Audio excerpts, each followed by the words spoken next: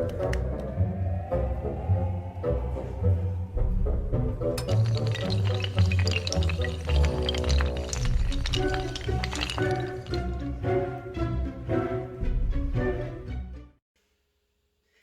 amores, sejam bem-vindos. Gente, para terminar esse assunto de agropecuária, quer dizer, na verdade terminar não, terminar é uma palavra muito, né, dura, assim, a gente vai, pelo menos terminar, tentar terminar o conteúdo hoje, tá? É claro que esse assunto ainda dá muito pano para manga, não sei se vocês já viram o da semana passada, o vídeo da semana passada, que a gente discutiu reforma agrária, então vocês podem perceber que são assuntos, né, que às vezes uma coisa vai puxando a outra e, na verdade, a gente pode ficar aqui praticamente um ano inteiro falando sobre esse assunto, falando sobre esse tema, tá? Bom, vocês vão perceber que tem duas coisas, uma mais especificamente que eu não vou tratar, que é principalmente os produtos que a gente faz aqui no Brasil, né? Quais são os principais produtos agrícolas ou pecuários ou do setor primário que a gente tem aqui no Brasil. Eu não vou falar isso, gente, porque depois lá na frente a gente vai ver um pouquinho sobre as regiões brasileiras. E aí quando a gente cair nas regiões e nas questões econômicas, aí eu vou mostrar para vocês um pouquinho sobre o que é produzido em cada região. Então, se a gente for, por exemplo, mais para o Pantanal, né, dependendo do que sobrar lá no Pantanal, o Pantanal ele é muito mais rico para fazer pecuária, porque ele é uma área plana, do que para fazer agricultura, já que seu solo ele não é tão fértil como outros solos. Se eu pegar a floresta amazônica, a mesma coisa, ela também, a fertilidade do solo da floresta amazônica a longo prazo não é uma coisa sustentável. Se eu pegar aqui já para a nossa região sudeste, a gente vai ter muita cana de açúcar, a gente vai ter muito café, muita laranja, então vai depender muito da região, e aí em algumas regiões a gente vai ter, por exemplo, muito mais agronegócio ou grandes latifúndios, e se a gente for lá no sul, a gente vai ter também um agronegócio, mas diferente de outras regiões que você pode ter você vai ter muito mais latifúndio, lá no sul a gente vai ter muito mais policultura, então as áreas rurais, as propriedades rurais, elas não vão ser tão grandes. Então tem algumas questões que estão relacionadas muito mais com as regiões ou com os estados do que propriamente, né, com toda a produção brasileira, tá? Só lembrando que, claro, né, gente, o Brasil ele é, como a gente viu ao longo desses vídeos, o Brasil ele é um país agroexportador, o que significa, gente, que a gente vai ter muita produção, quer dizer, o que o Brasil mais exporta, o que ajuda bastante o PIB brasileiro, vai ser isso aqui, né, ó, as famosas ou as chamadas commodities, tá? Bom, eu coloquei aqui para vocês então, alguns conceitos para trabalhar melhor, para vocês saberem, né, se for fazer algum exercício, alguma atividade, para vocês terem noção do que a gente está lidando, tá bom? Gente, começando por commodities. Commodities é um termo que diz respeito a produtos que são produtos primários, só que esses produtos primários, eles são voltados para exportação. Então, são produtos primários que têm um valor internacional, que é medido por uma certa... que tem uma certa valorização internacional, tá? Então, ele pode ser vendido, ele pode ser exportado, então, para outros países. Essa commodity, gente, como eu falei, ela tem uma valorização, então na verdade ela se valoriza ou desvaloriza de acordo com o mercado mundial, tá? Não é o país que determina o preço dessa commodity, ela vai ter uma flutuação de preços aí. Claro que o país pode deixar mais barato ou mais caro, mas dentro de uma certa flutuação de preços. E isso até, essa flutuação de preços é importante para que alguns países não pratiquem, por exemplo, uma coisa que a gente chama de dumping. O que é o dumping? É você deixar muito baixo o valor do produto para você literalmente quebrar os seus concorrentes e assim você vencer a concorrência. Só que você consegue fazer isso porque você geralmente é uma grande empresa ou porque você é um país desenvolvido. Então você consegue deixar o preço dos produtos lá embaixo, coisa que países mais pobres muitas vezes não conseguem, tá? Então, commodities são esses produtos primários que a gente vende internacionalmente, então são voltados para exportação.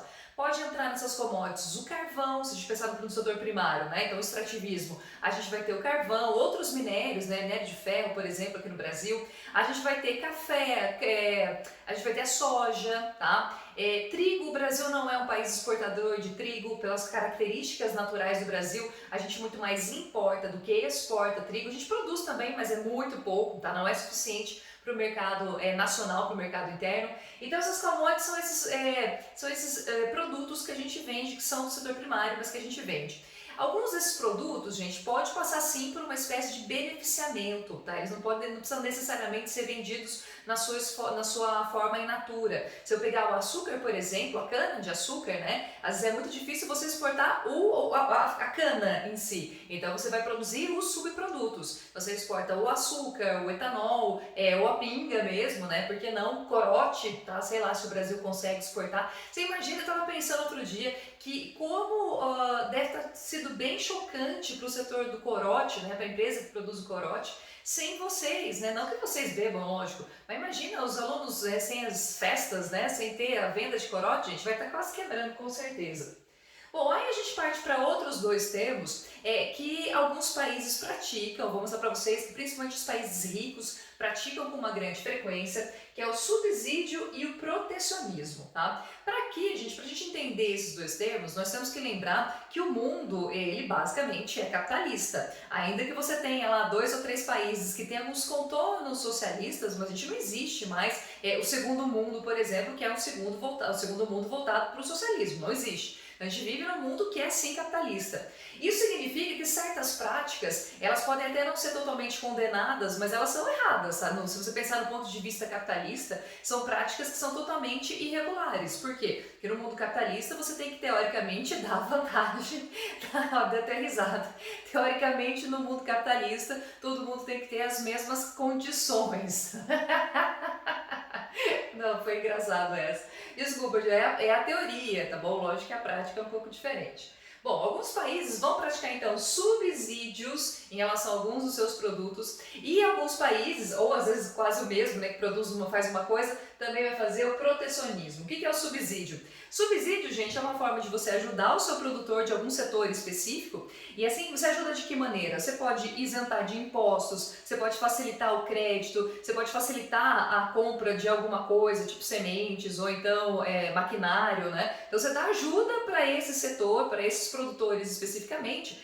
Consequentemente, esses produtores eles conseguem produzir de uma maneira muito mais barata. Por quê? Porque eles têm menos gastos. Se eles têm menos gastos, o preço do produto deles, claro que vai ser muito menor. E isso só quem consegue fazer são países ricos. Se a gente pensar nos países mais pobres, eles não conseguem ter as mesmas condições financeiras de dar esses subsídios aos produtores. O que significa que o seu produto ele vai ter o preço superior aos seus concorrentes. Assim, é uma maneira de você manter essa concorrência internacional de uma forma desleal. É uma forma de você ajudar, sim, os seus produtores, mas pensando no sistema capitalista como um todo, esse é um sistema que é errado, tá?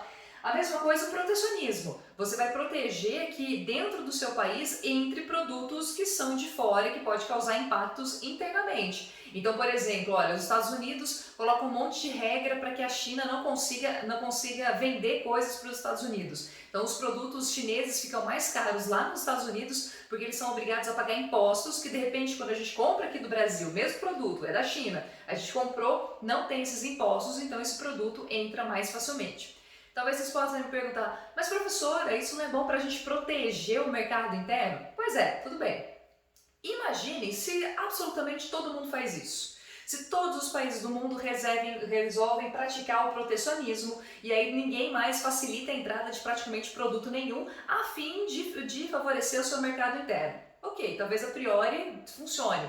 Só que a longo prazo, gente, depois você tem que ter sim um comércio internacional, tá? A gente pensar nas grandes riquezas do mundo, né, elas são produzidas, na verdade, por essas grandes transações e não só para o produtor interno. Se a gente ficar fechado só no nosso paizinho, né, você pensar só no nosso país, sem ter que abrir, né, para outros países ou, sei lá, você vender para outros países, isso tem um nome, isso chama socialismo. Sou obrigada a rir de novo.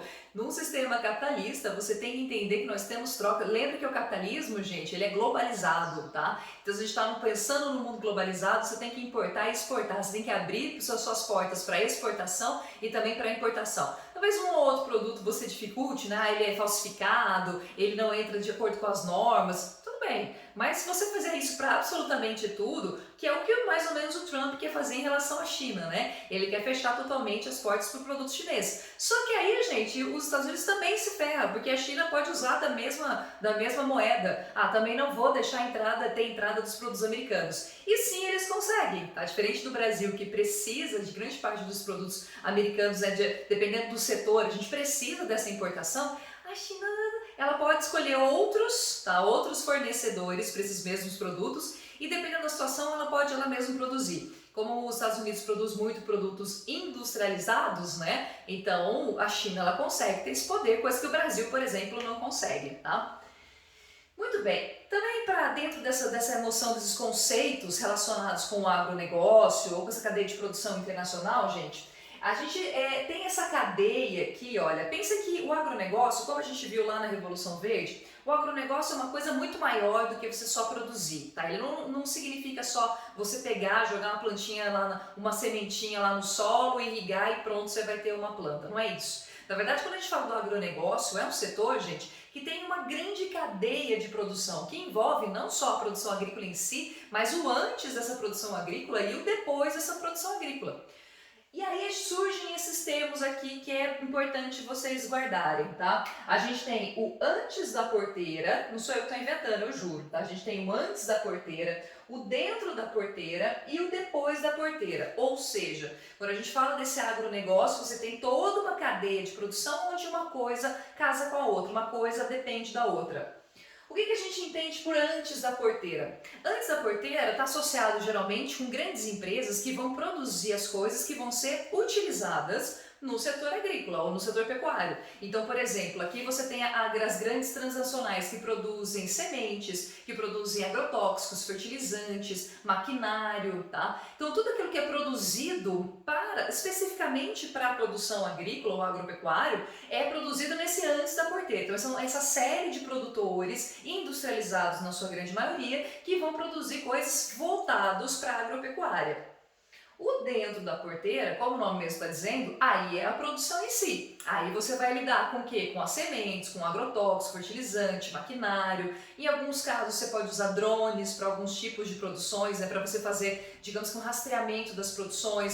Se você está falando de pecuária, gente, lembre-se que aqui quando a gente fala de agronegócio, o gado muitas vezes ele tem que ser inclusive monitorado por GPS para saber o quanto ele andou, quais são as características desse gado, se ele está numa área que é ambientalmente protegida ou não. Então tem toda uma cadeia realmente dentro dessa produção que usa o que vem antes da porteira.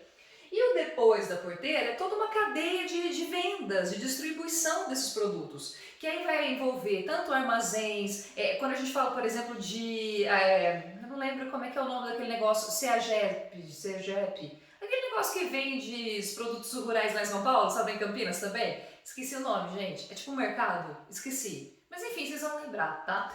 Esse depois, então, vai ser o armazenamento, a distribuição, a venda direta para o consumidor, tá? Então, são essas pessoas que praticamente fazem o depois de que você produz esse produto agropecuário, tá bom? Então, antes, dentro e depois da porteira.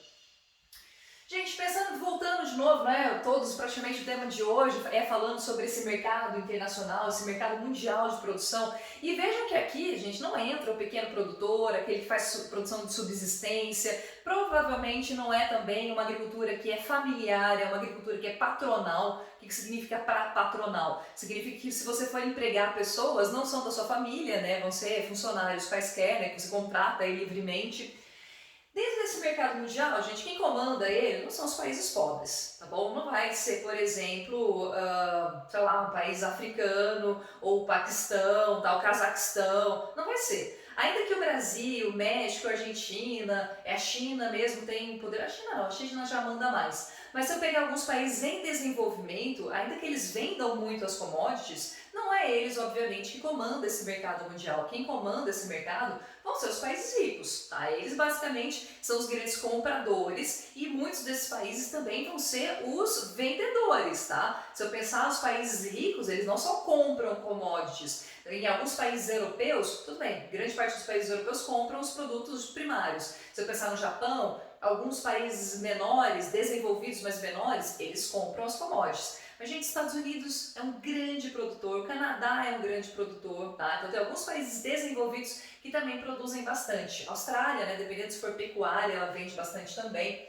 E os países ricos, comumente, eles vão praticar os subsídios, quer dizer, eles vão favorecer os seus produtores para até ajudar nesse mercado, tanto interno quanto externo, né, os seus próprios produtores, e eles praticam sim o protecionismo. Como eu falei, gente, se a gente está num sistema mundial, globalizado, capitalista, não tem como você favorecer, não tem como você praticar esse tipo de coisa. E é sim um tipo de prática desleal, porque você acaba diminuindo o poder de outros países que não têm a mesma capacidade. E eu estou falando só do Brasil não, estou falando também de países da América Latina como um todo, estou falando de países africanos, alguns países asiáticos. Então, quer dizer, esses países eles perdem completamente a sua força dentro desse mercado. E isso não é justo, tá? Isso é o capitalismo, não é uma questão de justiça comunista minha não, tá bom? Bom, para além disso, esses países, para quando eles vão exportar, eles fazem isso, eles ajudam, né, os seus produtores, tanto dando ajuda mesmo, subsídios, como também protegendo que entre algumas mercadorias. Eles também, muitas vezes, para comprar produtos estrangeiros, produtos que vêm do Brasil, né, produtos que vêm de outros países, eles colocam essas barreiras que a gente chama de alfandegárias. Aqui é taxação, tá, gente? Taxação de impostos que... perdão, taxa...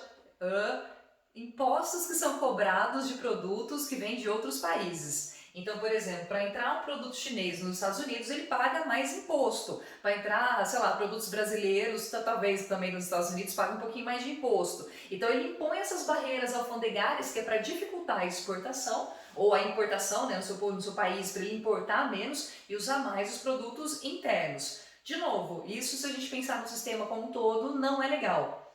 Além disso, os países desenvolvidos, gente, principalmente os europeus e o Japão, eles vão fazer muitas barreiras que a gente chama de sanitárias, aí é uma diferença. A barreira sanitária é para impedir que entre determinados tipos de doenças, determinados tipos de pragas. Por exemplo, o gado brasileiro, quando a gente vende gado de corte bovino, né, quando a gente vende para outros países, a gente tem que fazer todo um relatório. Esse animal, ele não é abatido, ele não é criado no quintal da casa de alguém e vendido diretamente. Não, ele tem que ter todo um relatório de todas as atividades desse animal, explicando o que ele comeu, onde ele andou, tem GPS, tá? Mostrando quais foram as coordenadas, sim, as coordenadas desse gado. E isso serve para que não entre nenhum tipo de doença naquele país.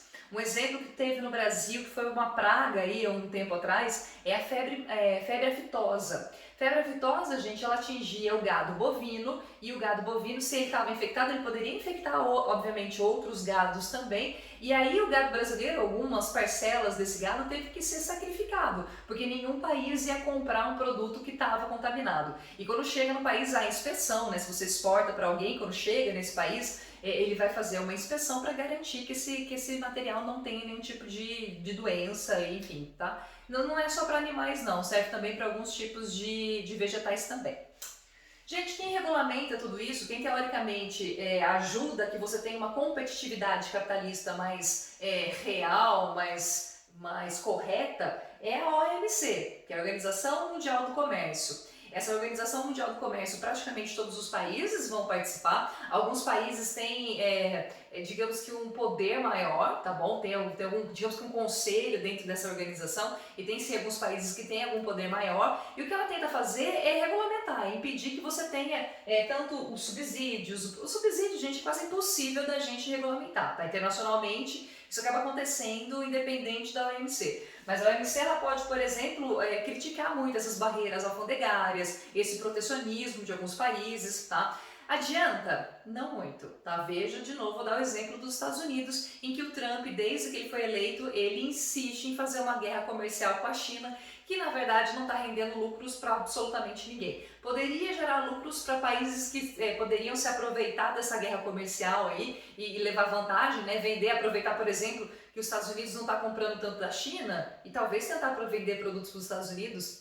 Mas não, alguns países não tiveram essa esperteza e preferem lamber as botas do Trump. Eu tô falando botas para não falar exatamente, o saco mesmo do Trump, tá bom? Muito bem, gente, só que hoje a aula não para por aqui não, hoje eu vou dar uma atividade para vocês, eu acho que eu vou ali para falar quais são as atividades, tá bom? Espera só um minutinho.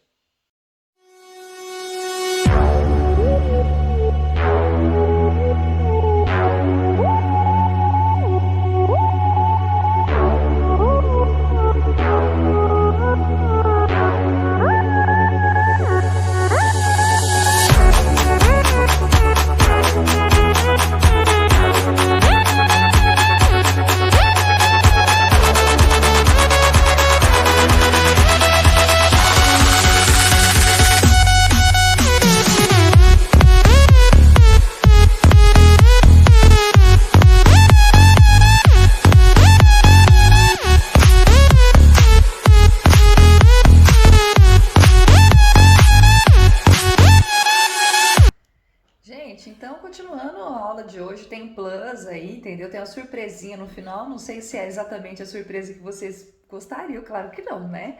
Mas enfim, hoje tem atividade e aí eu deixei aqui de propósito, entendeu? Porque aí que os meus aluninhos que nunca entra na aula vai ter que pelo menos ver esse tantinho aí, ou lógico que aí algum amigo bom vai pegar e mandar o que tem que fazer, né? É uma possibilidade também, que eu sei que vocês se viram. Gente, então vamos lá, olha, a atividade de hoje é uma coisa diferente, tá, Dran? Vou querer que vocês criem um site. A professora, a gente não sabe criar site.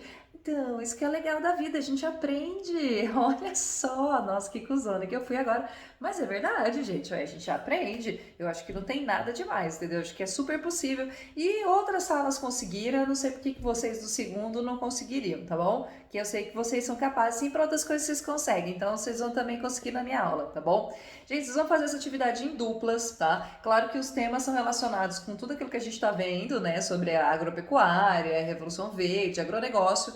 E aí eu coloquei alguns temas aqui, então vocês vão criar um site sobre esses temas, tá? Não quer dizer que vocês vão ter que criar um site com tudo isso. Vocês podem escolher um desses temas aí e aí colocar o que vocês quiserem, tá? Eu vou mostrar para vocês um lugar para vocês fazerem o site, um ambiente para vocês fazerem, mas gente, fique à vontade, eu sei que tem pessoal aí de informática, se vocês quiserem usar outros lugares, tem o Wix, né? Eu vou colocar para vocês o Google Sites, porque foi o que eu consegui fazer, e aí eu penso assim, bom, se eu conseguir fazer, meus alunos também conseguem, né? Eu usei o Google Sites, mas vocês podem usar outros também, tá bom? Outros mecanismos. Bom, o primeiro tema é esse, as características da agropecuária brasileira. Então, falar um pouquinho o que a gente produz, tá? Quais são os produtos, por que evoluiu tanto, né? Quais são as coisas que a gente produz mais, as coisas que a gente produz menos, onde é produzido cada um desses produtos, tá bom? Enfim, quero as características dessa agropecuária brasileira. Ah, eu quero. Pode falar mais de agricultura? Pode. Quer falar mais de pecuária? Pode também, desde que o site esteja bem bonitinho, esteja bem explicado, tá? O segundo tema é agricultura familiar, mostrando a importância desse tipo de agricultura para o Brasil, né? Para a produção de alimentos aqui no Brasil. E aí tem muita coisa que vocês podem falar. Se por acaso vocês quiserem falar de conflito de terras aqui, eu não coloquei entre os temas, mas é possível também, tá, gente? Se vocês quiserem falar de agricultura familiar e reforma agrária, ou só reforma agrária, também pode, tá bom? Também fica livre. Eu esqueci de colocar aqui entre os temas, mas eu deixo livre para vocês. Falar sobre o agronegócio em si, tá bom? Essa cadeia de produção que eu mostrei na aula de hoje, né? O antes, o depois, o dentro da porteira, como que você vende externamente, quais são os produtos mais vendidos externamente e o que vocês acharem, tá bom? O que vocês acharem melhor dentro desse tema. Agrotóxico, esse aqui dá pano pra manga, né? A gente não chegou a falar especificamente uma aula sobre isso, mas também fiquem à vontade. Práticas sustentáveis, se quiser fazer, gente, casando as duas coisas, né, agrotóxico versus práticas sustentáveis, aí falar de produção orgânica, agrofloresta, fiquem à vontade. E aí, olha, eu coloquei esses sites Google, que é onde eu fiz da outra vez, tá, gente? Eu fiz um meu, que era sobre Guerra Fria, era sobre um tema nada a ver, e eu criei até para mostrar como fazia, né? Então, se vocês quiserem fazer também nesse site, fiquem à vontade. Mas como eu falei, a gente tem outros sites que também fazem esse tipo de produção. E aí vocês, quando for me mandar o material, mandem o link, aí eu entro no site de cada um de vocês e dou uma olhada. Eu vou avaliar tanto o conteúdo como também a organização, tá bom? Não me vem com um site bosta aqui pra mim, porque eu não vou gostar não, tá bom? Quero tudo bonitinho, quero tudo bem organizadinho, tal, com imagens. Se quiser colocar um videozinho que vocês achem no YouTube sobre um tema, podem também. Desde que também o site de vocês não seja só vídeo do YouTube de outras pessoas, certo? É o de sempre, dois sites iguais, eu zero os dois. Por que você vai fazer isso, Camila? Porque a pandemia me deixou tão ruim, gente. Nossa, a pandemia deixou com o coração peludo, assim, sabe? Então, dois sites iguais, ou três, ou vários, eu zero tudo. Fica até mais fácil pra mim. Dou zero geral. Gente, então é isso, a atividade para vocês fazerem é essa. Eu não acho que não seja nada complicado, tá bom? E é isso, como eu vou dar atividade, então semana que vem eu não vou anexar a aula, e aí na outra semana a gente volta com os conteúdos, tá bom? Bom, espero que vocês tenham gostado. Beijo para vocês e até mais. Tchau, tchau.